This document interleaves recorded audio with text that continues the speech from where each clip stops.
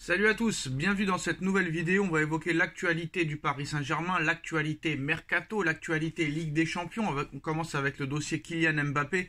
Le Paris Saint-Germain travaille déjà depuis plusieurs mois sur l'après Kylian Mbappé. Le club ne veut plus du tout de joueurs de pouvoir, de confort comme les Mbappé, les Neymar, les Messi et compagnie. C'est terminé cette époque-là pour le Paris Saint-Germain. Maintenant, le Paris Saint-Germain va se concentrer sur des joueurs jeunes ou moyens jeunes, des joueurs qui ont soif de titre, qui veulent mouiller le maillot, et bien sûr sur le centre de formation.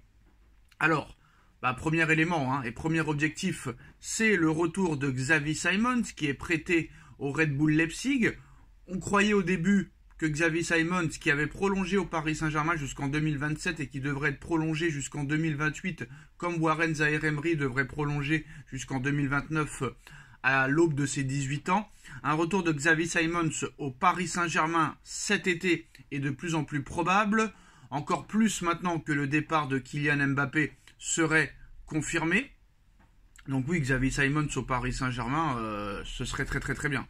Jeune joueur, il connaît la maison. Donc je pense que maintenant, il faut lui laisser sa chance.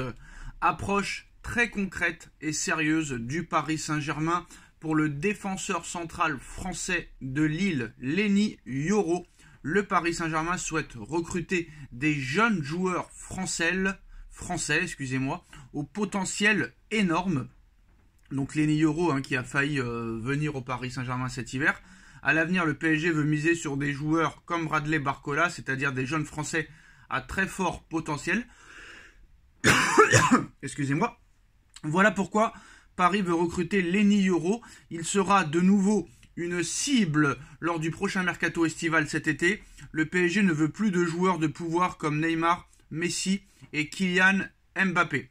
La piste Victor Osimhen est bien étudiée par le Paris Saint-Germain pour cet été. Bernardo Silva est bien une cible du Paris Saint-Germain pour cet été. Le joueur de Manchester City était déjà d'accord pour rejoindre le Paris Saint-Germain l'été dernier, sauf que Manchester City demandait une somme avoisinant les 100 millions d'euros, mais contrairement à l'été dernier, cet été, Bernardo Silva dispose d'une clause libératoire de 56 millions d'euros. Bernardo Silva au Paris Saint-Germain, bonne ou mauvaise idée? J'ai envie de te dire bonne et mauvaise.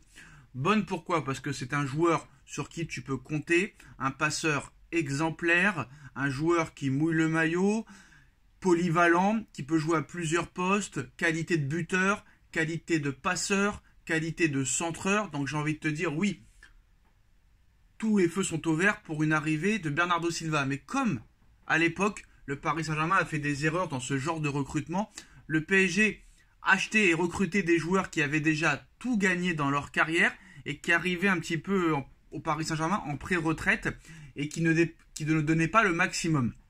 Donc c'est ça un petit peu qui me fait peur. Mais je pense que Bernardo Silva n'est pas comme les joueurs que je viens de citer, vu que Bernardo Silva a toujours soif de victoires, de trophées et de stats. Le Paris Saint-Germain a inclus aussi le joueur de Manchester United, Marcus Rashford, sur sa shortlist de remplaçants potentiels de Kylian Mbappé selon le Times. Alors là honnêtement Marcus Rashford j'en veux pas. Que ce soit Marcus Rashford ou ce genre de joueur là nonchalant qui fait la fête tous les soirs, on vient de nous expliquer que c'est fini les Neymar, les Messi, les Mbappé et compagnie, on nous dit Marcus Rashford. Non merci, pas la peine, c'est franchement pas une priorité pour le Paris Saint-Germain, surtout qu'en plus de ça, je pense pas que ça doit être gratuit.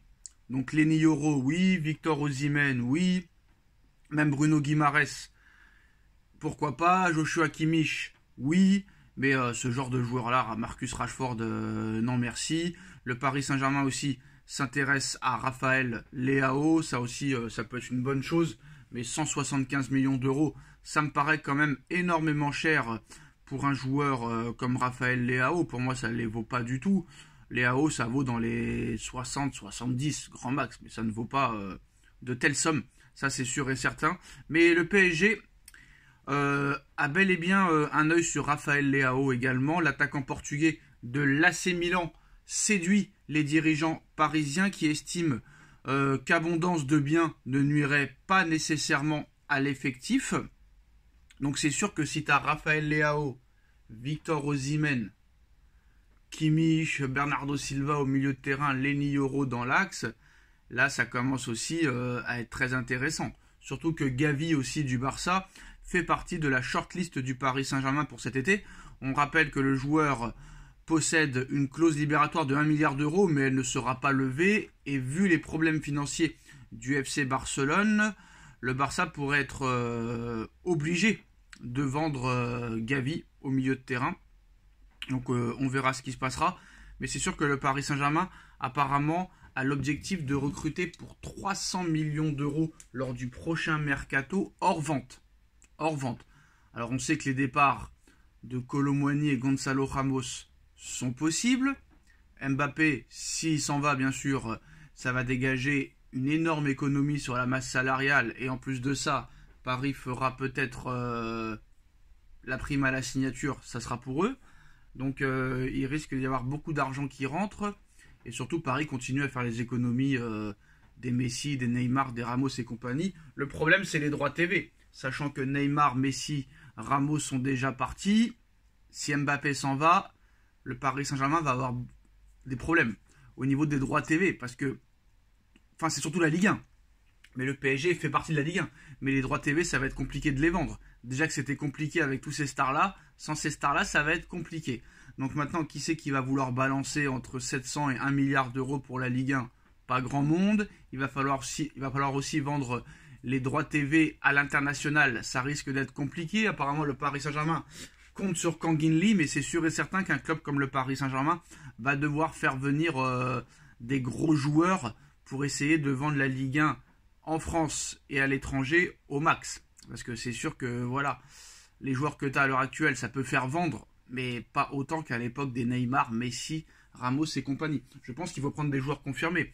Moi, je serais le Paris Saint-Germain, j'irais sur Haaland, les yeux fermés, clause libératoire de 100 millions d'euros, c'est cadeau. C'est vraiment un cadeau de Noël, d'anniversaire, de Saint-Valentin, de fête nationale. Il faut aller sur Erling Haaland, si jamais Mbappé s'en va. C'est sûr et certain. Quoi qu'il en soit, il faudra un grand attaquant, un vrai numéro 9, pour que Dembélé et Barcola donnent des caviars à ce numéro 9, un vrai milieu de terrain d'impact physique, un vrai défenseur central qui est un guerrier, et le gardien, je pense pas, parce que le gardien Donnarumma est de mieux en mieux en ce moment, encore la preuve hier avec ses 6 arrêts contre le FC Nantes, donc je pense que Donnarumma est sur le bon chemin. On verra ce match retour en Ligue des Champions.